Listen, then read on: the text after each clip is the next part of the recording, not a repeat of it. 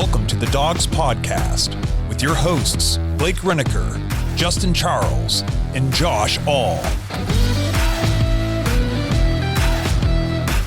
What's up, Browns fans? Welcome back to another episode of the Dogs Podcast presented by Omaha Steaks. Josh All, Kenny Mack coming back with you guys on another Dog Pack Discord show, breaking down all of our takeaways and all of your takeaways. Everybody here in the audience hanging out with us in Discord. Appreciate you guys so much tuning in.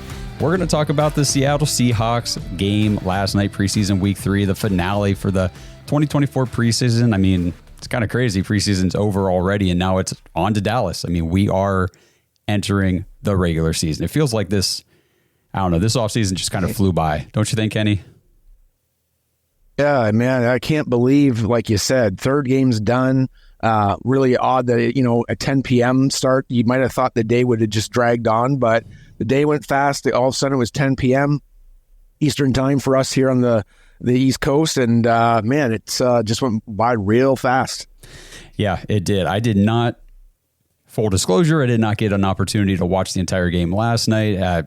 Kid had a birthday party he went to, and we were out late and doing stuff, and then it was the bedtime, it's all that fun stuff. But anyway, so I caught up on everything first thing this morning while everybody was still sleeping, so I am up to date and ready to go. And I got to tell you, that was, last week we opened the show talking about the game being a little bit of a snooze fest against the Vikings, but not last night. Last night there was stuff to get excited about. And you know what? One of the big things was there was passes to receivers. Yes, and the down passes the field. went far. They went down the field. It was fantastic. And you saw a bit of the let's pass on first down a lot last night, which was great. But very pleasant surprise on the offensive calling from last night. Yeah, a lot more 5 wide, spread out. I mean, we got glimpses last night, so we'll dive into all that when you guys jump up here on stage and start talking about it. But before we get people up here, let's just remind everybody, if you want to be part of these Dog Pack Discord shows, if you want to jump in to this community that we've built on Discord, I mean, honestly, when I say we've built, I mean everybody who's in the Discord, not just us. I mean, we set it up, these guys joined it, and just made it to what it is now. It's awesome. It's such a great online community of Browns fans from around the world and conversations 24/7. I mean, you just never feel like you are alone. You are a click away from talking to another diehard Browns fan about whatever you want to talk about. It's so cool. So that's at jointhedogs.com. Become an official Dog Pack member. We're done pushing the fantasy football leagues. The signups ended on Friday. Those leagues are filled, ready to go. We're setting up draft dates for Labor Day weekend, and we are ready for fantasy football. It's going to be a ton of fun. But you can still jump in the Discord, because we're going to do these Dog Pack Discords throughout the season to react to the games and get everybody's opinions on what's going on throughout the course of the season. Because as we know from years past, I mean, nothing's smooth. It's full of adversity, and there's going to be ups, downs, highs, lows. But it'll be a ton of fun, and we're going to do it all together. So head over to jointhedogs.com to become an official Dog Pack member. So with all that being said, does anybody in the audience want to get their hand up and jump on stage before Kenny and I kind of find something to talk about to kick things off? We got Mr. Andrew Jackson. Let's get him up here. Hey, Andrew. What's going on, buddy? Man, how you doing? Living life. So didn't fully watch all the game. Kind of got bored a little bit after halftime. I mean, not gonna lie. But plus I had the Seattle broadcast, so it was pretty terrible to watch. We all did. But for normally kind of been negative the last couple weeks after preseason games, I think this week the positives were definitely outweighed some of the negatives. I mean, I think Kenny touched on it. I mean, passes. Cedric Tillman looked good. As much as I hate to say it, Jamari Thrash looked good. You're going to have to stop the hate on him, man. You got to stop, because the dude's showing out. Oh, I know. He's doing well. I mean, so got to love it. But overall, I think it's really good to see some of the passes down the field and seeing some of these young receivers that we've been wanting to see do well. And to me, I think that's one of the big positives from last night's game. With you 100%. Kenny, I'll let you jump into this here in a sec, but just speaking on Jamari Thrash, and for everybody who's tuning in for the first time or didn't catch last week's show, I think it was last week, Andrew is diehard Kentucky fan, so obviously Jamari being from Louisville, that's never going to be any love for Jamari. But for the rest of us, that's what we wanted to see, and I get it. I know we always have to preface this. We get that it's preseason, and they're going against backups, but he's a backup. And he's a rookie. So it's really nice to see these young guys, Jamari Thrash specifically, come in. And watching that game, I felt like he was always open. He just seems to have a knack for finding the soft spot in the zone. He just sits down in there. I mean, he's always where he needs to be. And then, he's turned it upfield as soon as he gets the pass. So really exciting to see the way he's developed throughout the preseason. What do you think, Kenny? Yeah, I mean, I couldn't agree with you more. He really undressed that defensive back when he got that long touchdown. Like I found that he was open more, and they could have hit him a bit more than they actually did. But again, it goes back to what you say: his route running, he's getting open and he's doing what he needs to do. As far as the game and like the positives, like, man, guys, like if we take a look, first downs they got 17, total yards I think they had almost 400 yards. And they dominated the time of possession again. It was 35 minutes to like 24 or something like that. So, I mean, I really, really liked what they were doing on that offense. To go back what we were talking about earlier, the receivers, they were getting open. They were going downfield. Like we were seeing exactly what we were told we were going to see. And it was in this last game. There was a couple negatives because, I mean, the one thing is you don't want to see the 8 penalties for the 98 yards. And we did not have any turnovers, what it looked like, which is fantastic. But what kind of counts as a turnover is when you let a punt return go for a touchdown. And that was a killer. Yeah, that was a difference killer. in the game.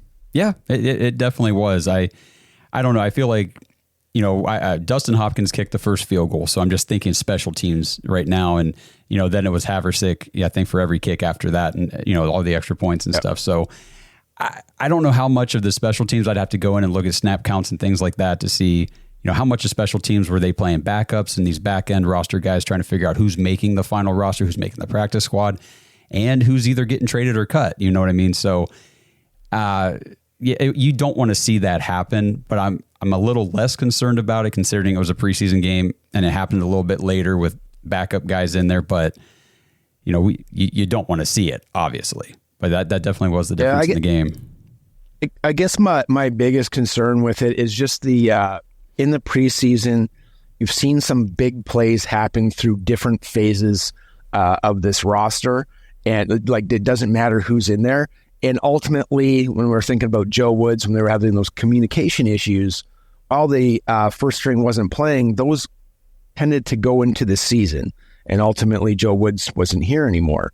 What I don't want to see is these big plays continue through into the regular season with our starters. Now, who's to say that will happen or not? And those guys, like we said, they're not probably going to be with the team anymore.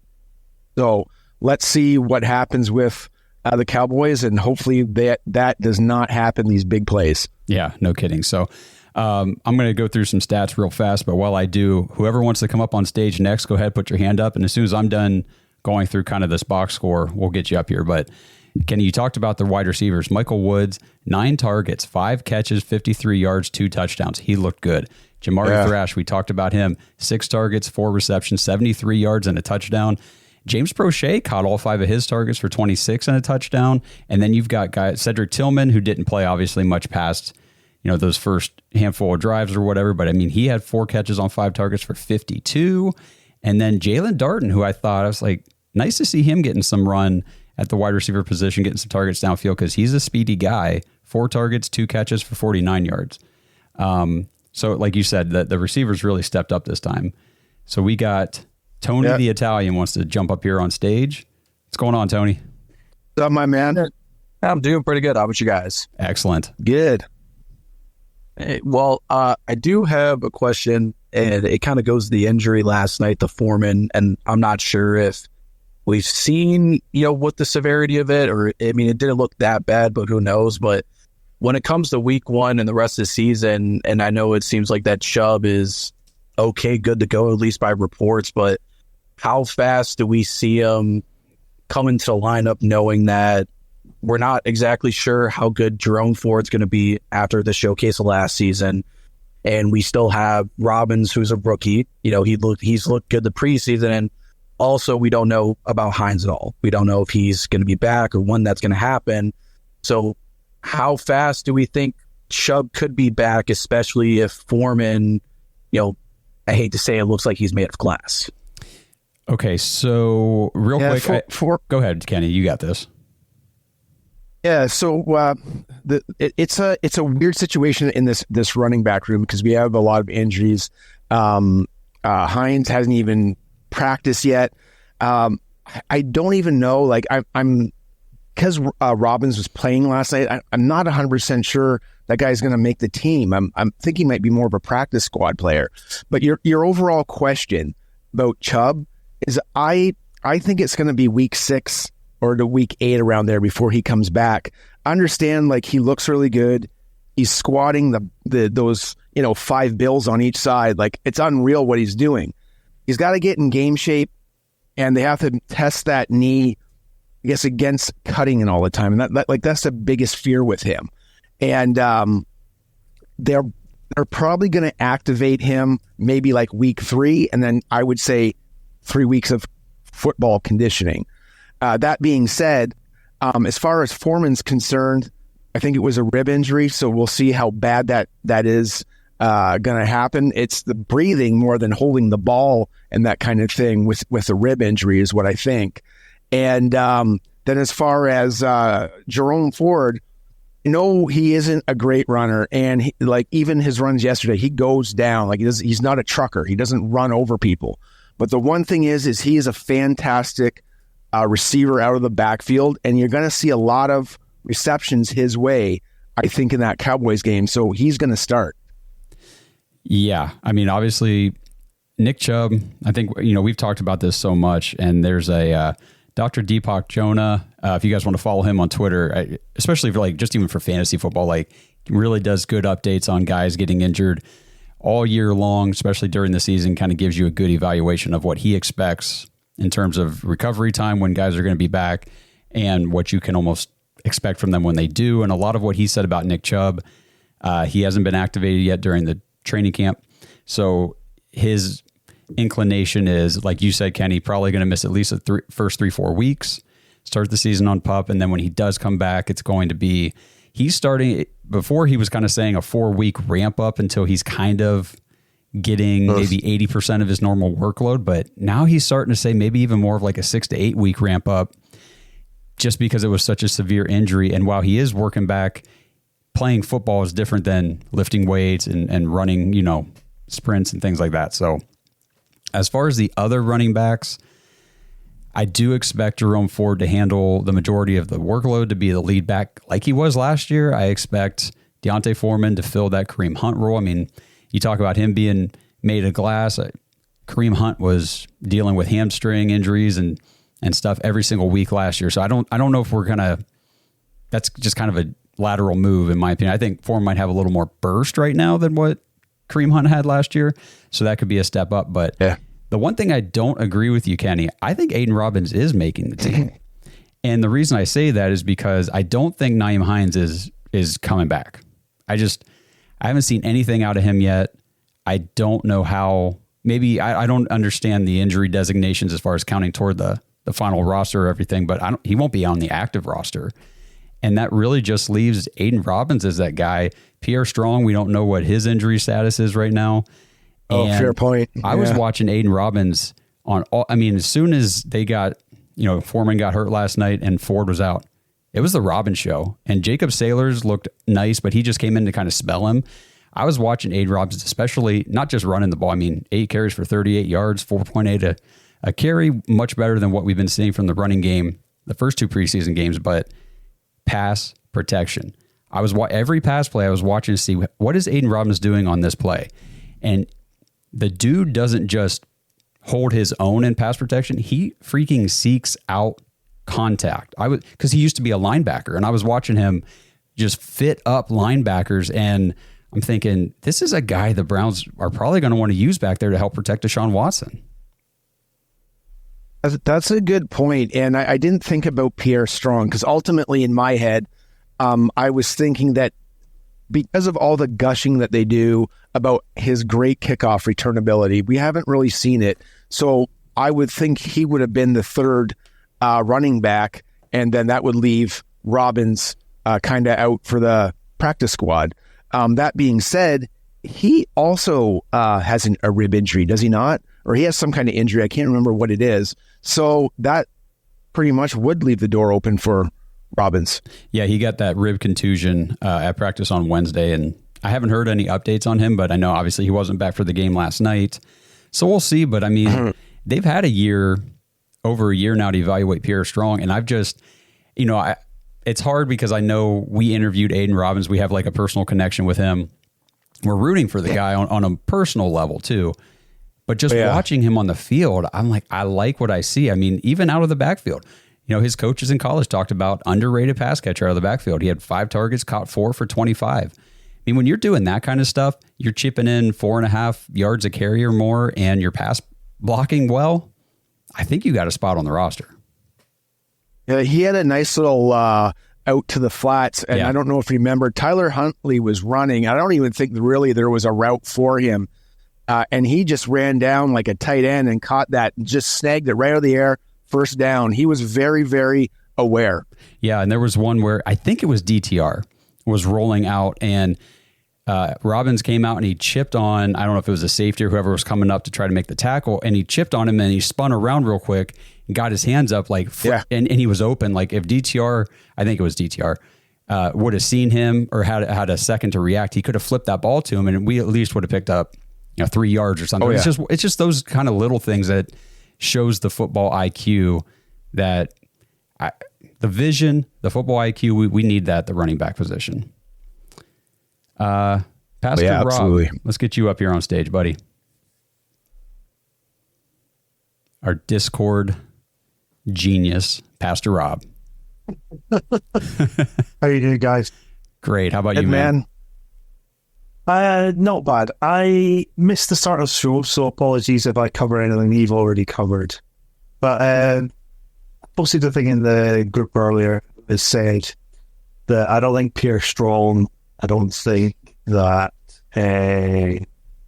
what's his name, Huntley or Michael Woods are making the squad, the 53, mostly because they were playing very deep into the game right at the very end, and that's not conducive to I'm going to make the 53. It was a horrible game last night. I even everybody's like talking about the second, and we're playing like it's the nobodies at the end. We're that looking good at the end. I've seen some people saying, "Oh, the offense looked really good in the second half," and it's like, well, yeah, but it was basically a summer league football game. it was all these guys will be playing in the summer leagues. They're not going to be on NFL rosters. But how are your thoughts on what I heard you talking about a couple of people that you think the Strong that Robbins is going to make the team. I don't think he does either. So I've got a real. I don't think we're taking very many running backs into the season, and I think they prefer to put faith in Hines, who, even though he's not played, has got that history to back it up over an undrafted rookie. What's your thoughts? Well, just to kind of go back on the, I don't know if you were in here yet, but I had already said Nyheim Hines. I don't see how he makes the team just because he's not healthy. It has been well over a year now since his ACL injury, and he still hasn't done any football drills. I mean, you know what I mean? So it's like, if you're not back yet, what kind of faith do they have in him coming in here? So I could be totally wrong. They could come out and practice in the next couple of weeks ahead of that Dallas game and say, Nyheim Hines has been activated off the NFI list. He's ready to go. He's going to return kicks, be a, out of the backfield type of receiver, whatever. Maybe that all comes to fruition, but looking at the signs, I just don't see it. But again, like I said, could be wrong. Yeah, I don't see it either. It might be a one of those injury settlement waves or whatever, based on just his inability to practice. When you get someone with a serious injury like that, though, you're expecting there to be delays and things like that. I don't think you're going into that thinking, do you know what, we're wanting him day one. I think they've went into that knowing where he's going to be. And that's fair. Because they've got him cheap. They've got him cheap, remember? The price they're paying is not the price he should be getting paid. And what I was actually, I'm glad you said that, because it's funny because it's the same situation and you're looking at it and that's how you see it. And when I look at that, the price tag of what we signed him for, I'm thinking it was a cheap, no risk, high reward. If he's healthy and comes back, we got a guy who can play. If he's not, we just move on and we didn't invest much in him. We'll see, man. I mean, I wouldn't hate. Two sides of the same coin. Exactly. I mean, I wouldn't hate if he came out and was like, hey, he's fully healthy and he's ready to go, because we know he's explosive, he's a good player and all that kind of stuff. But I haven't heard any positive news about his progression, and maybe I've missed it, but I have been looking. No, there hasn't. So we'll see. No, you're 100% right. This episode is brought to you by Omaha Steaks. Dog Pack, the summer's in full swing, and you guys know what that means. Omaha Steaks annual Hotter Than Fire sale. Go to omahasteaks.com right now, and for a limited time, you guys can get big savings on great packages from Omaha Steaks for just $99. Plus, you guys can get an extra $10 off that order with promo code DAWGS, DAWGS, at checkout. So these packages with that promo code are essentially $89. From exquisite steaks to legendary burgers, the premium pork, the air-chilled chicken, the meatballs, the chicken wings, the appetizers, the ready-to-eat meals, the wine, everything that Omaha Steaks has to offer. Head over there today, check it out. Shop the Hotter Than Fire sale to get these exclusive savings on the mouth-watering packages that start at just $99 plus. Use that code DAWGS, DAWGS, when you check out for an extra $10 off your order. But hurry, because this sale is only available for a limited time. Summer always flies by, and this deal is going to fly by, so you're not going to want to miss it. Go shop today, omahasteaks.com. Use promo code DAWGS at checkout for an extra $10 off your order. I mean, roster cutdown is Tuesday. So we're going to find out real quick where these guys stand with the team. As far as the receivers go, Michael Woods, I know he played deep into the game last night. He's a guy but he played pretty much like throughout the whole game. I feel like he was getting a dress rehearsal from them. Remember, this is a guy that was here, a rookie, 6th-round rookie in 2022, missed all of last year with his Achilles injury, came back this year. I mean, they've kept him all the way through, and he's showing pretty well on the field. I know it's preseason, but as far as depth goes at receiver, obviously your top three, you've got Amari and Judy and Elijah Moore and Cedric Tillman, so your top four are pretty much set. Thrash, I think, is locked in as the 5. If there's a guy that does not make the team, I think it might be David Bell. What do you guys think about David Bell? We haven't seen him all preseason, so it's weird that what they're going to do with him. Like, it tells me if we haven't seen him that they're probably going to keep him and they like something. And now you're talking about, 6 receivers, and you still need to do something at the kickoff position or the punt return position because you have Prochet there. Yep. So is he going to be? We're not keeping 7 receivers. There's no way. So we got to figure. There's something has to be figured out there. I think we might keep 7. I'm not going to lie. I think that there's a possibility we do, and that's where Prochet and Michael Woods, in my estimation at this point in time, kind of round that out. I don't know about David Bell. We got in the chat, Andrew Jackson says David Bell will not make the team. Tony says Bell is still hurt. Yeah, I think it was a quad injury in that first preseason game. Remember, he came Very in first game. Yeah, he caught a pass went out early. first game. Yep. He's been out ever since, and that's not right. practicing. We were up there on Wednesday at training camp. He's just in a jersey and shorts on the sideline. I don't see how David Bell makes the team. But He seems to struggle to get open against like third, fourth defense. So it's tough. I think Prochet is either he's going to be in or he's going to be out based upon the strong situation. I think it's one or the other. It's either A or B, and it's pick your poison. So the reason why, if I had to bet on it, I would bet that James Prochet does make the team, because he doesn't just he's been back there for all the kickoff returns, kind of mixed in a little bit, but pretty much all of them I've seen him back there with a running back. So it's been a receiver, Prochet, and one of the running backs. And then he does all the punt returns. And he's the only guy that I even feel confident returning a punt. Everybody else seems so shaky with it. And, that whenever we brought him in last year, that was we solidified that position. It was like, finally, we're not dropping the ball on the ground. We're not muffing punts. This guy knows how to be a punt returner. So I think he's got a lock kind of based on that. That's a good point. He definitely solidified the punt return, because that was shaky, and that goes a long way for what they're doing. And I'm sure he can return kicks as well. Can't be that much different for him. Or he's probably the second guy anyways. I think so. So we got Andrew Jackson. What about the final question, Huntley? Yeah, go ahead. Sorry. What about the final one, Huntley? Do you think Huntley gets traded now? Yes. Yeah, I do too. I think he will be a trade probably tomorrow at some point on Monday. Yeah, Barry's phone is busy right now, man. Yeah.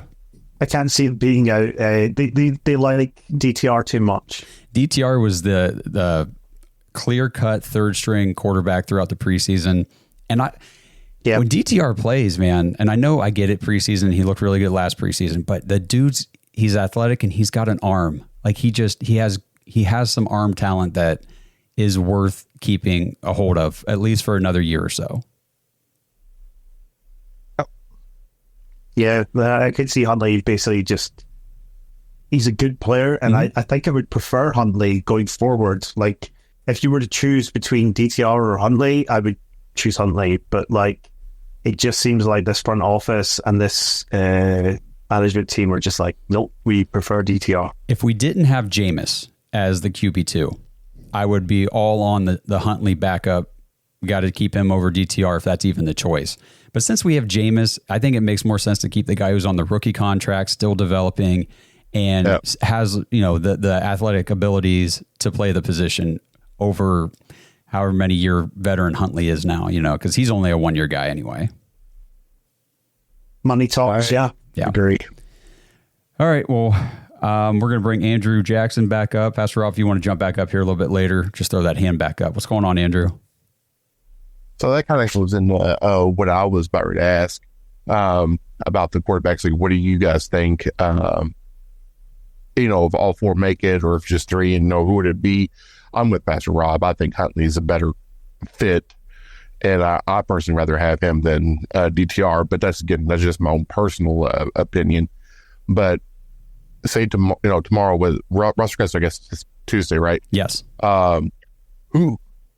Who do you think is going to be that big, shocking name out of all of them? This that gets cut, that you're going to be like, kind of didn't see that one coming, but at the same time, I don't hate it either. Do you think that there's someone that's going to get cut that you're I guess kind of on the fence about? I would have to think about that for a second, and for me, I think it'd probably be somebody on the defensive side of the ball. The one that wouldn't shock me, but that would make you go, huh, just because he's a third-round pick a year ago, is Siaki Ika. We've talked about him enough here, but we're going to do it a little bit more. He's gone. He is gone. He was playing till the very end of the game and getting abused by whatever fifth-string offensive line Seattle had in the game. It's just sad to see. Yeah, the capital they put into him, it was tough. He just cannot move the line of scrimmage. He's going backwards. whoever was playing with him, whether it was Kamara or the other DT escapes me. Jeremiah Martin. A lot of their runs were up where those guys were standing, and that's why they averaged 6.7 yards a carry. And now it doesn't help when you let a 50-yard run go, but those guys definitely won't make it. I wouldn't be shocked with it, though. I can't think of anybody off the top of my head either that would be a real shock at this point. Did notice Shelby Harris kind of got moved around a lot yesterday, and he's been kind of like on the back end. So, I mean, maybe that's a thing, but maybe I'm just reading too much into it as well. Yeah, I think a lot of that defensive tackle stuff, aside from Ika, is going to depend on health and availability when the Browns expect to have Tomlinson back, because he still ain't back, and Maurice Hurst is still being held out with, I forget his injury. I don't think it was a lower body. I thought it was like a shoulder or something. I don't remember. If you guys remember in the chat what Hurst is dealing with, throw it in there. But one guy that this is going to kind of the opposite way. So who's like a surprise guy that I think is going to make the roster that maybe nobody's really thinking about? I think Javian Cohen, the UDFA out of Miami, is making this roster because he has started at either guard position. I think every single game. Maybe he didn't start last night because Teller started, but he was in there right away, and he played the most snaps on offense last night, 64. He played 79% of the snaps. He's been out there playing guard every week as much as possible, and by all accounts, I think he's playing pretty well. I thought he had really good push on the line of scrimmage. Like, definitely when Saylor and Robbins were running behind him, they were breaking tackles, but they weren't doing it behind the line of scrimmage behind that guy. Right. Yeah, and I don't want to. Well, I'll save that topic here for a little bit later. We've got Pastor Rob wants to jump back up, see what he's got to say. You brought Cohen, and I was like, oh, yeah. I think adding to your who might get cut and who might make it, I think Cohen makes it, and I think Teller might get cut based on Cohen. And so, did you say Teller? And I think, yeah. Why Teller ain't getting cut, man? I think if he's not here, he's traded. Oh, I thought you said cut. Well, he did say cut originally. I think I did say cut. I did say cut, but I meant traded. That's like the outside chance of like something happening. I think they really like these two young guards, and I think they want to give them time to play.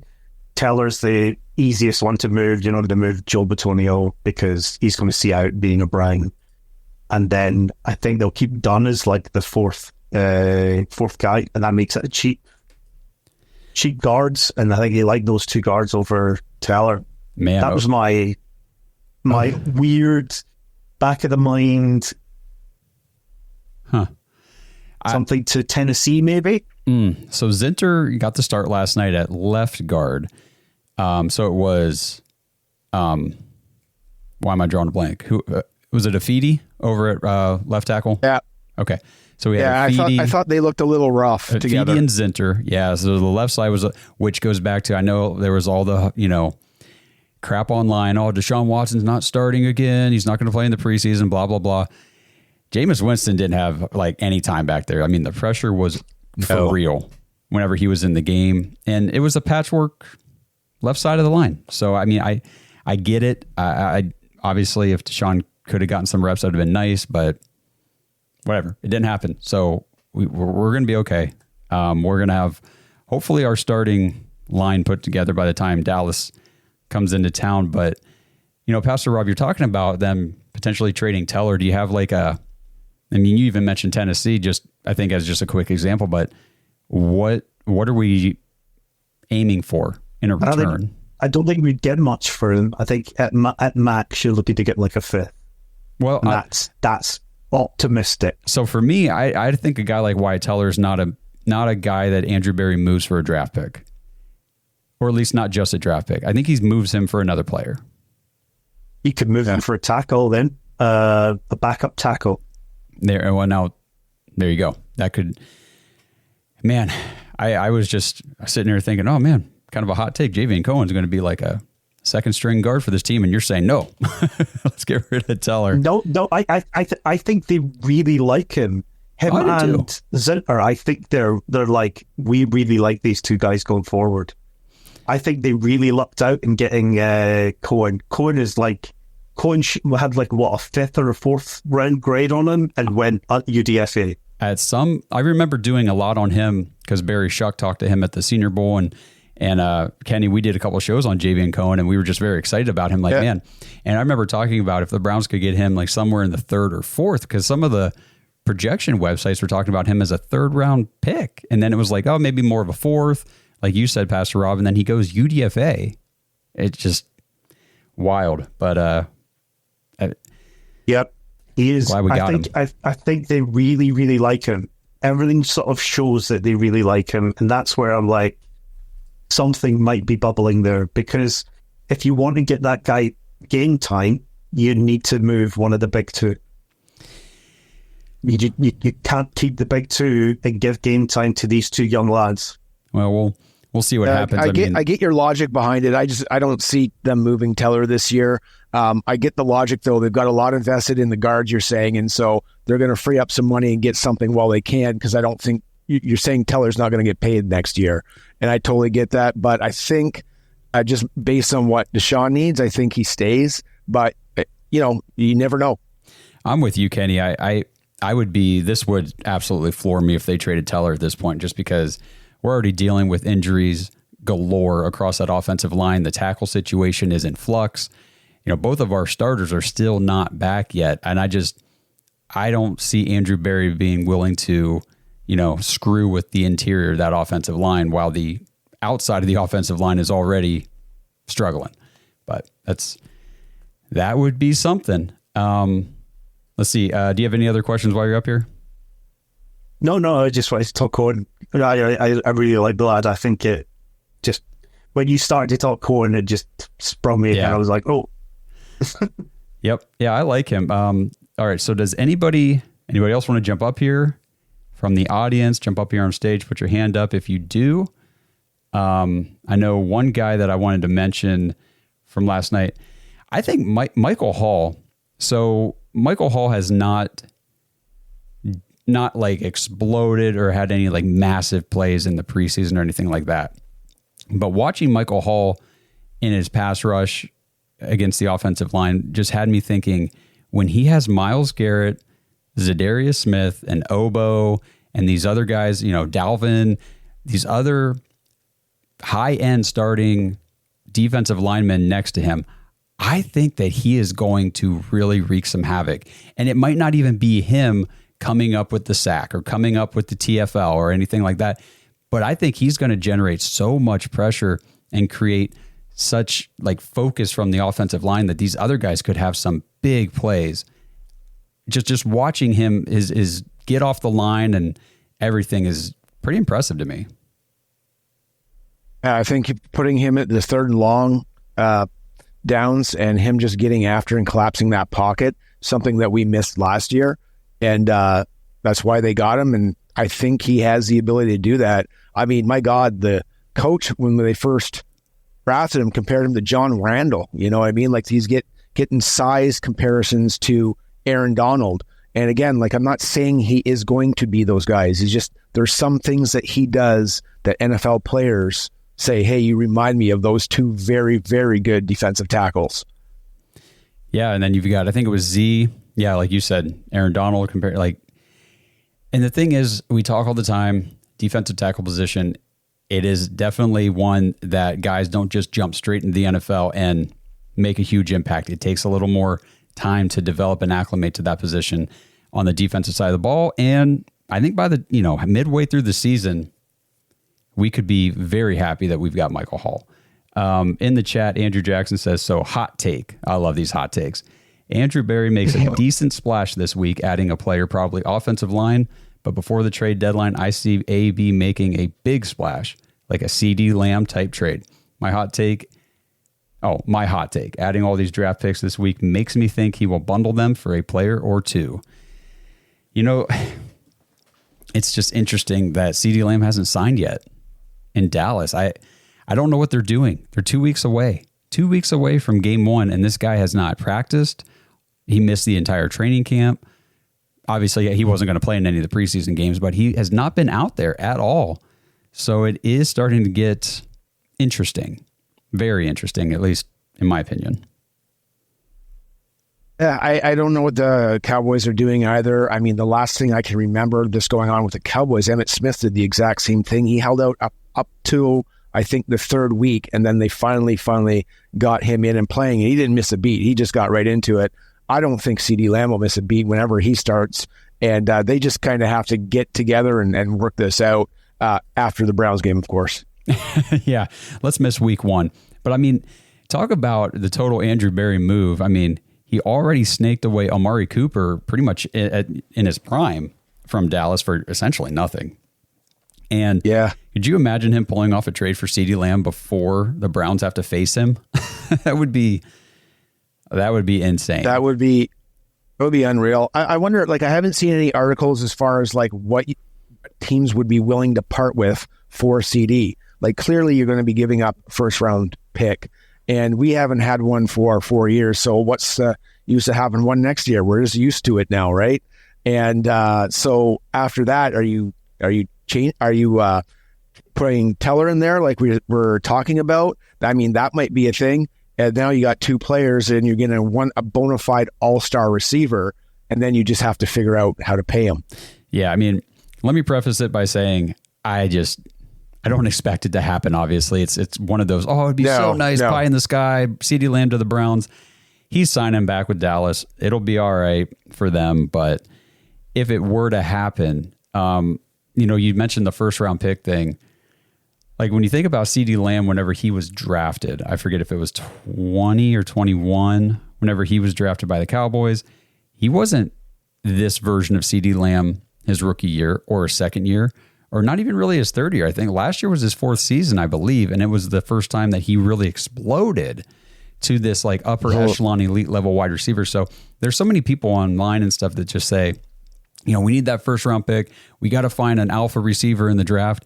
It's like, okay, so if you find one, a lot of these guys don't become that their first season. I mean, very rarely do they come out here and just, they're the alpha dog, elite, top of the league type of receiver that first season.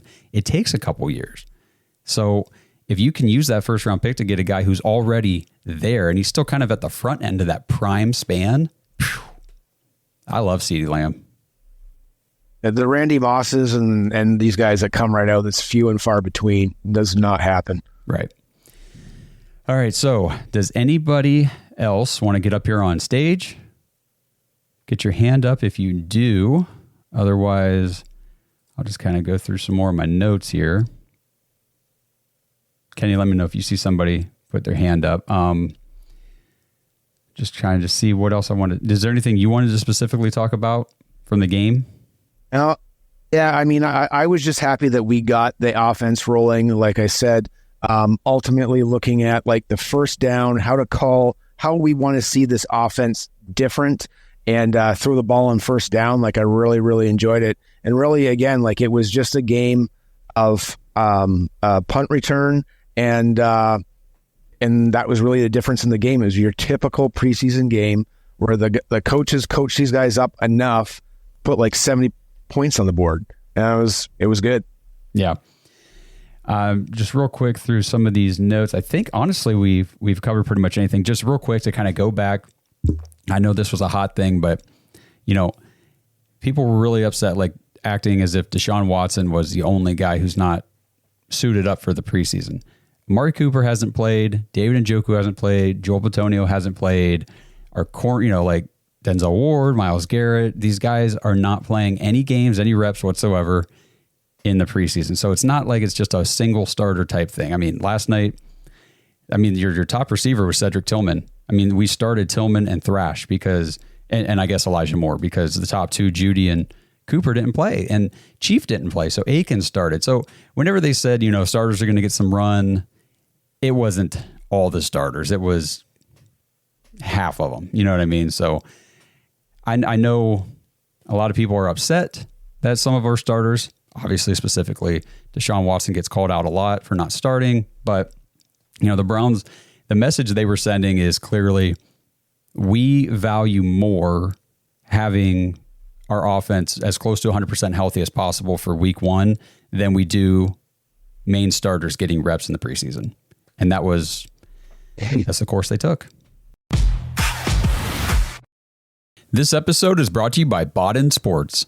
Browns fans, Bodden Sports is your one-stop shop for all your athletic gear. Bodden started out perfecting and manufacturing the best balls in the business. Yeah, if that sounded dirty, that's more about your mind than my words. But hey, it's true. Baseballs, softballs, footballs, basketballs, volleyballs, soccer balls, you name it, and Bodden has engineered the highest standard sports balls available.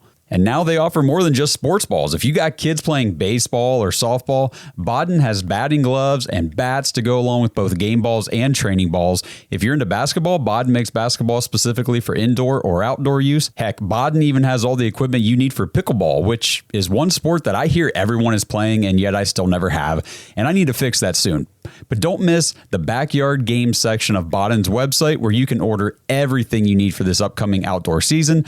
Pool balls, backyard volleyball nets, croquet, bocce, horseshoes, cornhole, and more. Right now, you can get 10% off your entire order at Bodden Sports, BADEN sports.com/dogs, DAWGS, and use promo code DOGS when you check out. That's 10% off all the top quality sporting gear you need this season. BoddenSports.com/dogs.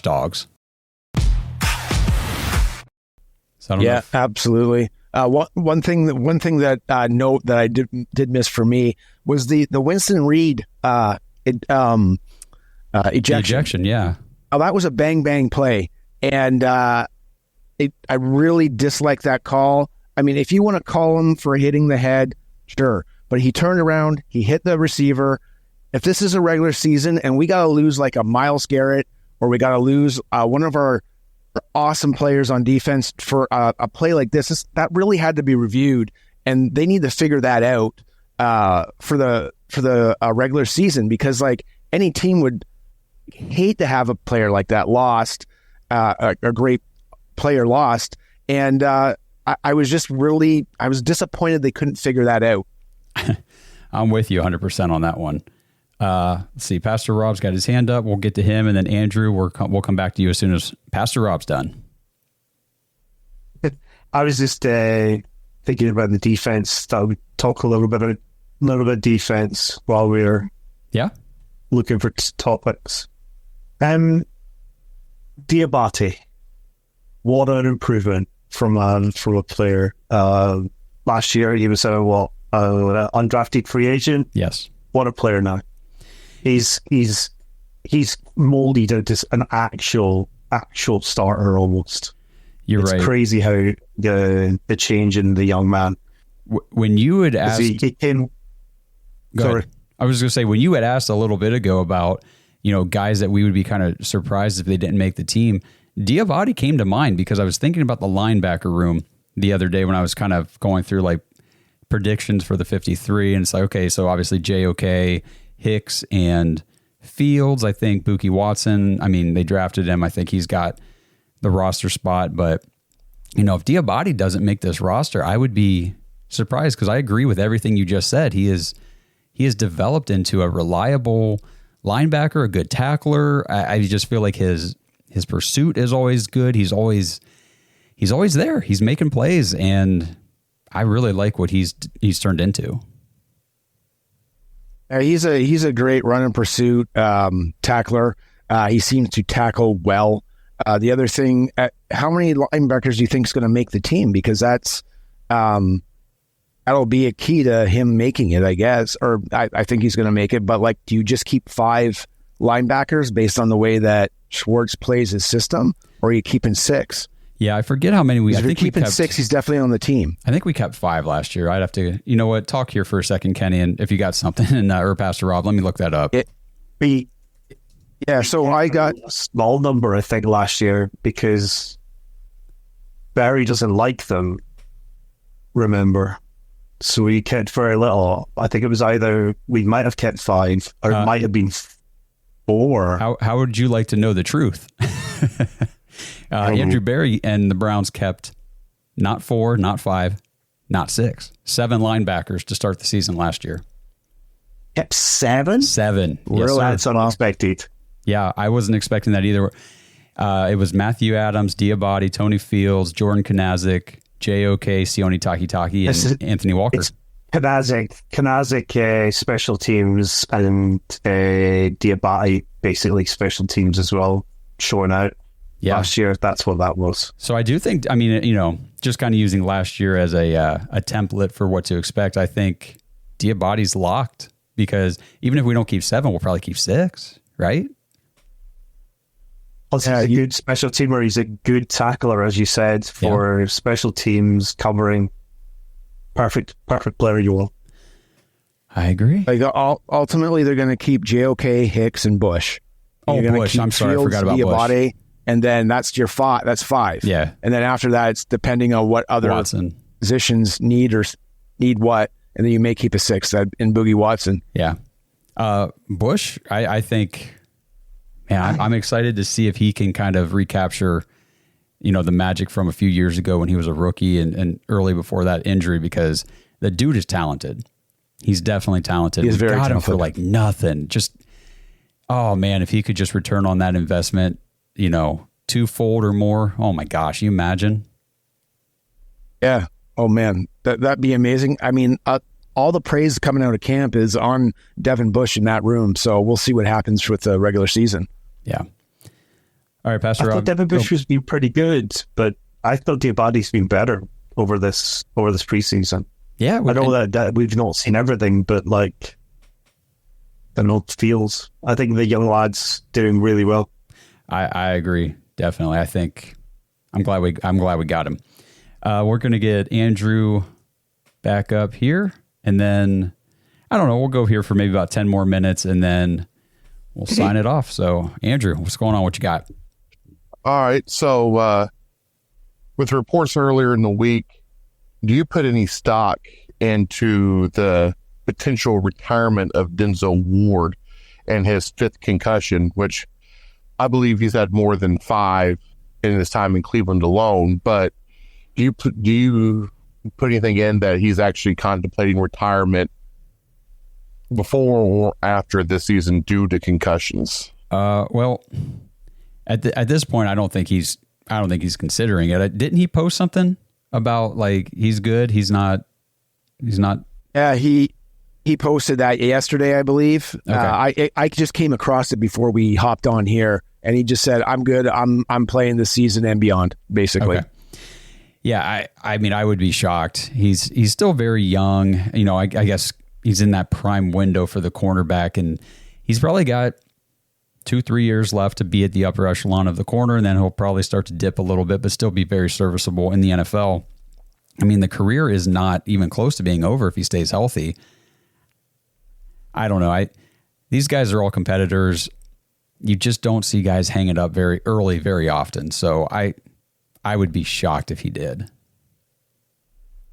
Just listen to your doctors and keep going until you can't. Yeah. One note that I did have that I wanted to mention was we have got to have at least 2 of our 3 top corners healthy for week 1, because there's no way we can roll out against Dallas with Emerson and then after him just Cam Mitchell and Miles Harden or whatever we're rolling after, because after those top 3, I mean, I like Cam Mitchell, played well last year as a rookie in spots where we needed him, but the dude is still developing.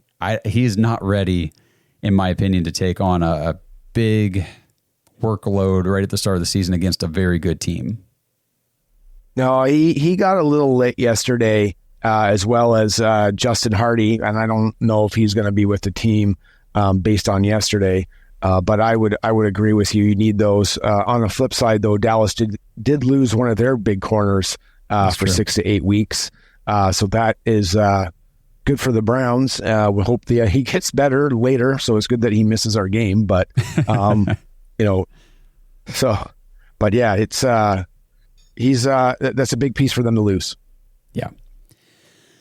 All right. Well, is there anything anybody else wants to jump up here while we've got a couple minutes left, talk about any questions you have or your own hot takes or anything as we wrap up the preseason? I don't even think I said the score. The Browns lose 37-33 in Seattle. Like Kenny said before, it was kind of that punt return for the touchdown from D. Eskridge, which, hey, man, like if you're just a fan of football, man, that kid had a hell of a return, though. I mean, it sucked that it was against us and that we're the ones who let it happen. But, good for him. He's one of those guys that I remember hearing a lot about whenever he came into the league. So it's kind of cool. Cool story there. But we'll get Pastor Rob up here, kind of close things out with whatever he's got going on. Comedy thing for the end. Okay. What stream did you get, or what broadcast did you get for the game? So international Seattle. I got the Seattle one. Was there a Cleveland stream? You got it on. I've watched a lot of like market transmissions, but that transmission from Seattle was the worst. It's so bad. What are they doing in that market? I do not know. They weren't even commentating on the game. They were more interested in nonsense and like not even calling plays on the game. Stuff was happening, and it was just like, yeah, we're not bothered about anything that's going on in the game. Yeah, Never. So in preseason, in the chat, if anybody got was there a Cleveland stream, a Cleveland broadcast? Because I think the broadcast is only from the hosting team, isn't it, in the preseason? That's correct. So, because every team does their own. Like in the regular season, the Browns got to Seattle. It's a national broadcast team that does it. It's Fox, CBS, whatever.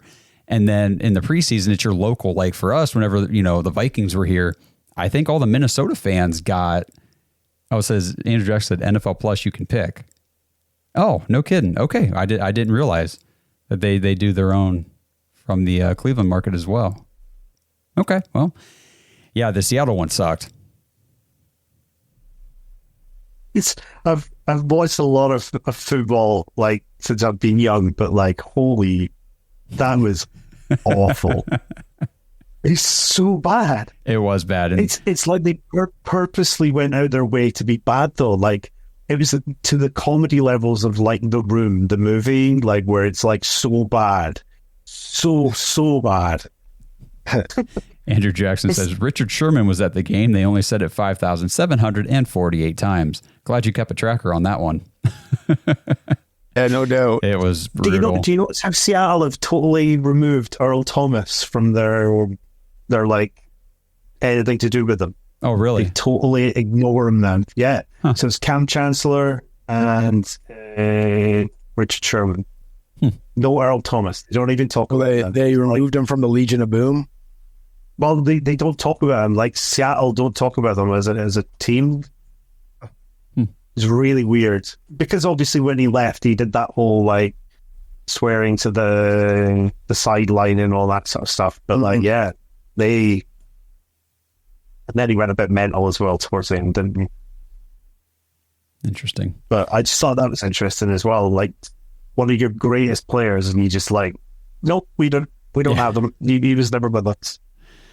Yeah, I don't know, but I'm glad preseason is over. So Pastor Rob, thanks for jumping in here. We're going to go ahead and wrap this thing up. So here we go. We're in the home stretch. Week 1 is next. Like that is the next thing. It's 2 weeks from today.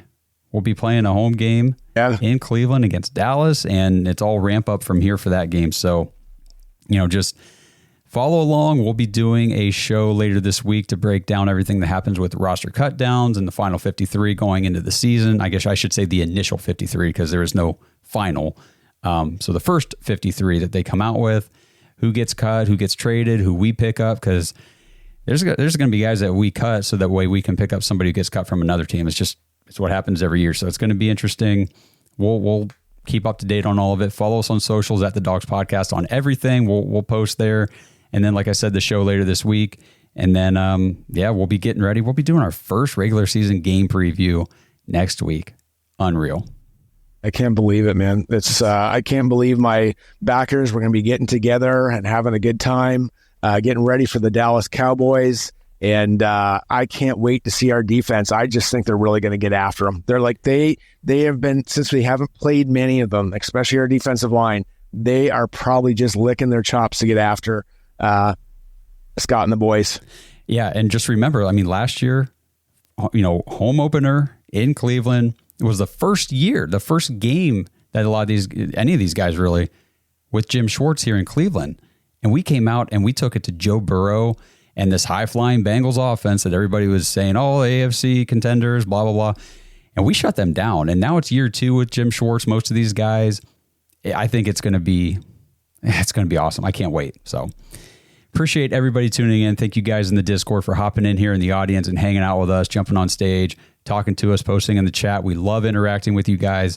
And again, if you want to get into the Discord, you want to be part of these Discord Dog Pack shows, all you got to do, go to jointhedogs.com, become an official Dog Pack member on the Patreon page. That connects you over to the private Discord. You get in there, talk with us all the time. We're in there just talking about anything and everything, not just Browns, but if you ever just, man, I have a Browns take. I just need to talk to somebody about it. I don't have a Browns fan around me. There's always Browns fans right there in your pocket as long as you're in the Discord. It is an awesome place. But again, appreciate everybody tuning in. Again, if you're watching on YouTube, please like this video, subscribe to the channel. We are like almost 100 subscribers away now from 10K. We are getting so close. So we can't wait to hit that. It'd be awesome to do it in the next 2 weeks before the regular season starts. We got some giveaways once we hit 10K. Some of our Dogs Podcast footballs from Bottom Sports and a Browns jersey will be the grand prize. So stay tuned for all of that goodness. And until we see you guys next week, let's go Browns. Get ready for them, boys.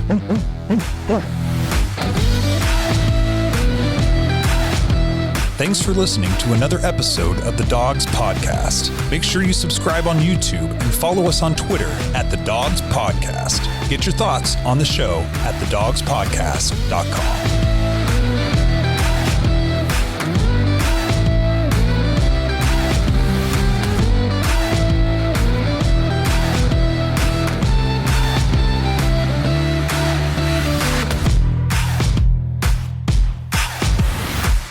This episode is brought to you by Danger Coffee.